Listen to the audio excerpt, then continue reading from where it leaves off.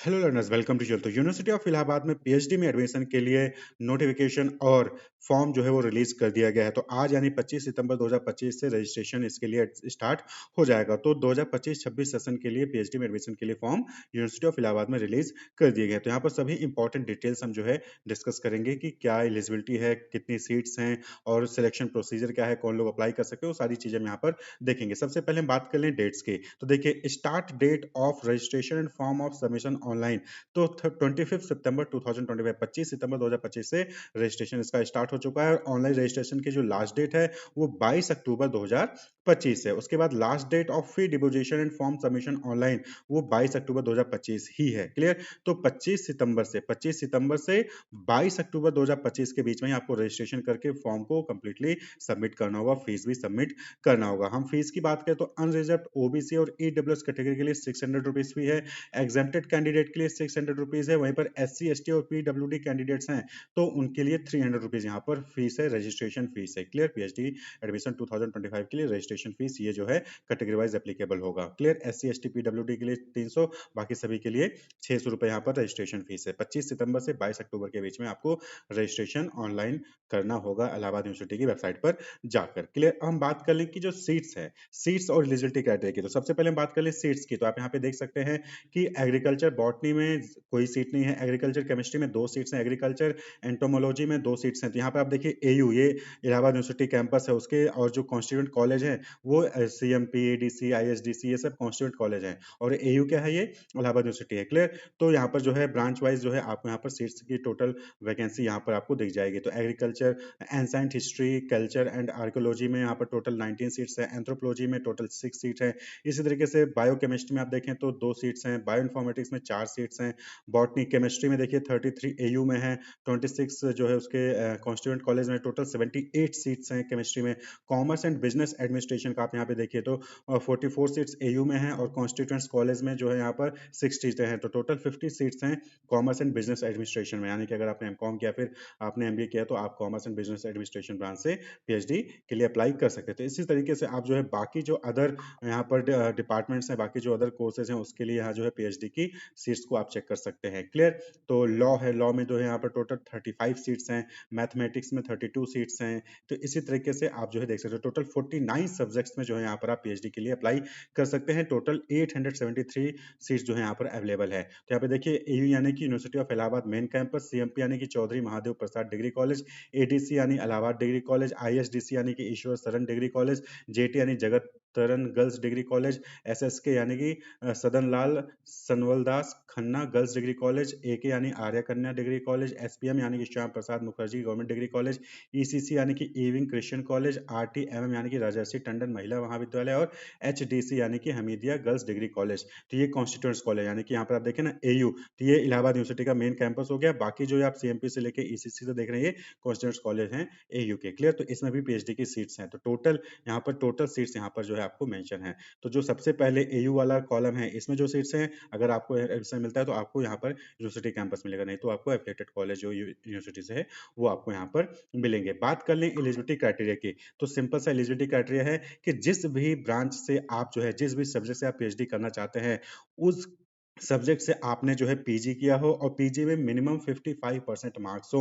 वहीं पर अगर आप ईडब्ल्यूएस, ओबीसी, एससी, एसटी या फिर पीडब्ल्यूडी कैंडिडेट्स हैं तो उस केस में आपके 50 मार्क्स होने चाहिए मिनिमम। क्लियर? कहने का मतलब कि अगर जनरल कैटेगरी से हैं, अनरिजर्व्ड कैटेगरी से हैं तो 55% मार्क्स होने चाहिए, और अगर आप रिजर्व्ड कैटेगरी से हैं, EWS, OBC, SC, ST, PWD, तो फिर 50% मार्क्स वहां पर आपके होने चाहिए। क्लियर? जैसे कि आप यहाँ पे देख सकते हैं ये पूरा एलिजिबिलिटी क्राइटेरिया है। तो जिस भी सब्जेक्ट से आपको करना है उस सब्जेक्ट से आपने जो है पीजी कोर्स कर रखा हो, और 50% या फिर 55% मार्क्स आपके होने चाहिए। जैसे कॉमर्स एंड बिजनेस एडमिनिस्ट्रेशन आप यहाँ पे देखिए, तो या तो आपने एमकॉम किया है या फिर एमबीए या फिर post graduation degree with 55% marks for general category और 50% marks for EWS, OBC, C S T PWD categories in commerce and business administration. Clear?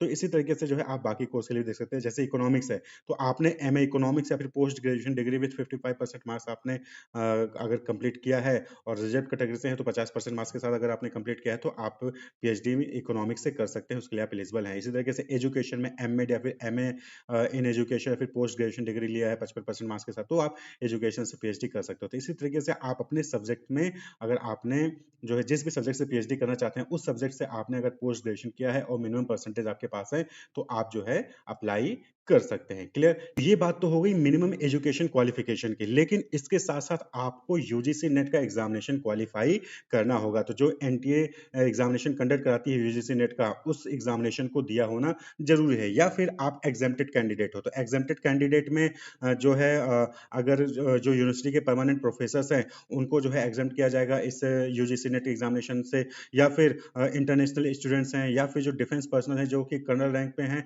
और 15 साल तक उन्होंने जो है आर्मी, एयरफोर्स या फिर नेवी को सर्व किया है, तो वो लोग एग्जेम्प्टेड होते हैं। क्लियर? तो उनको यूजीसी नेट का एग्जामिनेशन दिया होना जरूरी नहीं है, लेकिन बाकी जो कैंडिडेट्स हैं उनको यूजीसी नेट एग्जामिनेशन क्वालिफाई करना जरूरी है। क्लियर? तो अब यूजीसी नेट जो रिजल्ट आता है उसमें भी 3 कैटेगरी के स्टूडेंट्स होते हैं। एक तो वो जो जेआरएफ क्वालिफाई करते हैं, दूसरा वो जो असिस्टेंट प्रोफेसर के लिए क्वालिफाई करते हैं, और तीसरी कैटेगरी वो जो कि पीएचडी में एडमिशन के लिए क्वालिफाई करते हैं। क्लियर?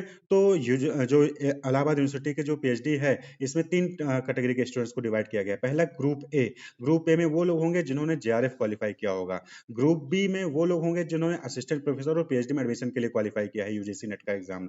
और वहीं पर ग्रुप सी में वो लोग आएंगे जो एग्जेम्प्टेड है, यानी कि जिनको यूजीसी नेट एग्जामिनेशन देने की जरूरत नहीं है। क्लियर? तो पहले क्या होता था कि पहले यूनिवर्सिटी एंट्रेंस एग्जामिनेशन कंडक्ट करवाती थी, उसके बाद मेरिट लिस्ट बनता था और फिर इंटरव्यू कंडक्ट कराया जाता था, फिर रिटन एग्जामिनेशन और इंटरव्यू के मार्क्स के बेसिस पे फाइनल सिलेक्शन मेरिट लिस्ट जो है वो तैयार होती थी। तो अब क्या हो रहा है कि अब यूनिवर्सिटी रिटन एग्जामिनेशन नहीं कराती है। रिटन एग्जामिनेशन जो स्टूडेंट्स ने यूजीसी नेट का एग्जामिनेशन दिया होता है उसी को कंसिडर किया जाता है। तो यूजीसी नेट के एग्जामिनेशन में जो भी मार्क्स आए होते हैं उसको 70 मार्क्स के इक्विवेलेंट कन्वर्ट किया जाता है, और अब जो है इंटरव्यू को जो है यहाँ पर नाम दे दिया गया है research aptitude test, which shall entail an interview and may include presentation, group discussion, written और other mode of appraisal। Clear? तो इंटरव्यू के लिए क्वालिफाई करने के लिए ये जो है 3 कैटेगरी के स्टूडेंट्स यहाँ पर जो है डिवाइड किए गए हैं एयू में।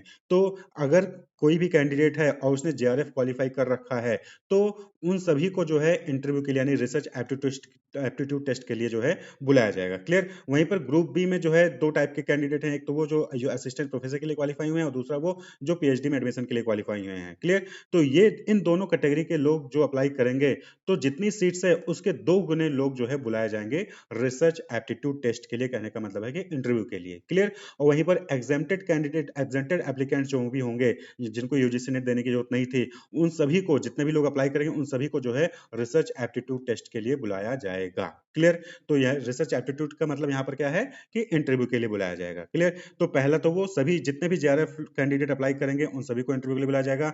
दूसरा, जितने भी असिस्टेंट प्रोफेसर के लिए क्वालिफाई हुए हैं और एडमिशन टू पीएचडी के लिए क्वालिफाई हुए हैं यूजीसी नेट में, उनका 2 गुना, जितने भी सीट होगी उसका 2 गुना लोगों को बुलाया जाएगा रिसर्च एप्टीट्यूड टेस्ट के लिए। और वहीं पर जितने भी एग्जेम्प्टेड कैंडिडेट्स अप्लाई करेंगे उन सभी को जो है इंटरव्यू के लिए बुलाया जाएगा। क्लियर? अब यहाँ पर एक चीज और ध्यान रखना है कि ये जो qualified for appointment as assistant professor यानी नेट और qualified for admission to PhD only, ये जो कैटेगरी के स्टूडेंट्स हैं, इनको ध्यान रखना है कि इन्होंने अपना एग्जामिनेशन यानी कि जो यूजीसी नेट का एग्जामिनेशन दिया है वो जून 2024 में, दिसंबर 2024 में या फिर जून 2025 में दिया हो।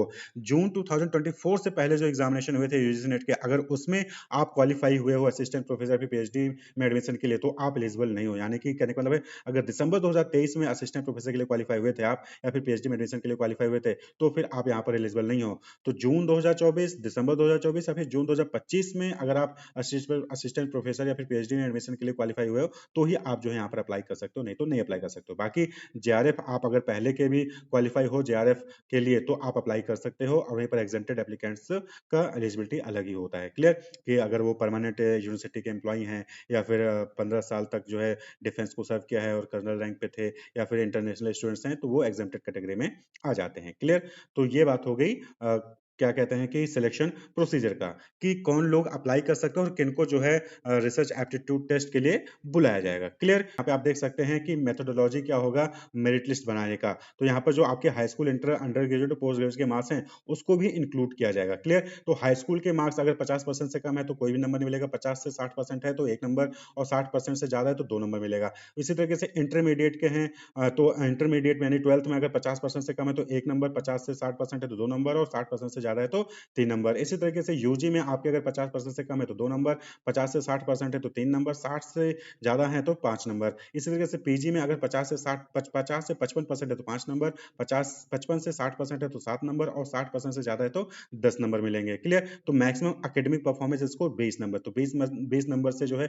एकेडमिक परफॉर्मेंस स्कोर दिया जाएगा। उसके बाद फिर एनटीए का स्कोर यानी यूजीसी नेट में जो आपके मार्क्स हैं उसको 70 मार्क्स के बेसिस पे कन्वर्ट किया जाएगा और फिर उसके बाद रिसर्च एप्टीट्यूड टेस्ट यानी कि जो आपका इंटरव्यू हुआ होगा, ग्रुप डिस्कशन हुआ होगा, उसमें 30 मार्क्स के बेसिस पे मार्क्स दिए जाएंगे। तो टोटल जो एनटीए स्कोर और आरआईटी का 100, तो टोटल 120 मार्क्स के बेसिस पे यहाँ पर मेरिट तैयार की जाएगी स्टूडेंट्स की और उसके बेसिस पे जो है फिर फाइनल सिलेक्शन यहाँ पर किया जाएगा। क्लियर? तो मिनिमम एलिजिबिलिटी क्राइटेरिया जो है वो फुलफिल किया, प्लस यूजीसी नेट का एग्जामिनेशन दे रखा है या फिर एग्जेंटेड कैटेगरी में आते हैं तो फिर आप जो है अप्लाई कर सकते हैं। फिर उसके बाद आपका रिसर्च एप्टीट्यूड टेस्ट होगा यानी कि इंटरव्यू होगा, जीडी हो सकता है, पर्सनल इंटरव्यू होगा और उसके बाद जो है फाइनल मेरिट लिस्ट बनेगी। फाइनल मेरिट लिस्ट में आपके हाई स्कूल के मार्क्स के बेसिस पे, इंटर के मार्क्स के बेसिस पे, यूजी और पीजी के मार्क्स के बेसिस पे मार्क्स दिए जाएंगे, प्लस यूजीसी नेट का जो आपका मार्क्स होगा उसको 70% 70 मार्क्स के बेसिस पे कन्वर्ट किया जाएगा, उसके मार्क्स को कंसिडर किया जाएगा और रिसर्च एप्टीट्यूड टेस्ट जो कि 30 मार्क्स का होता है उसके मार्क्स के बेसिस पे फिर जो है यहाँ पर फाइनल लिस्ट मेरिट लिस्ट बनेगी। तो टोटल 120 मार्क्स के बेसिस पे यहाँ पर जो है आपको जो भी मार्क्स मिलेगा उसके बेसिस पे आपका जो है यहाँ पर मेरिट लिस्ट तैयार किया जाएगा। तो इस तरीके से जो है यहाँ पर सिलेक्शन क्राइटेरिया है इलाहाबाद यूनिवर्सिटी में पीएचडी में एडमिशन के लिए। क्लियर? तो अगर आप भी एलिजिबिलिटी क्राइटेरिया फुलफिल करते हैं तो 25 सितंबर से 22 अक्टूबर के बीच में जो यहाँ पर फीस है 600 या फिर 300 वो फीस देकर जो है आप अप्लाई कर सकते हैं। तो अप्लाई करने के लिए आपको जो है जो इलाहाबाद यूनिवर्सिटी की ऑफिशियल वेबसाइट है वहाँ पर आपको जो है आना होगा और यहीं से जो है आपको एप्लीकेशन का लिंक आपको मिल जाएगा। तो आज से यानी कि 25 सितंबर 2025 से जो है रजिस्ट्रेशन यहाँ पर स्टार्ट हो जाएगा इस कोर्स में एडमिशन के लिए। Clear? Wish you all the best, keep watching.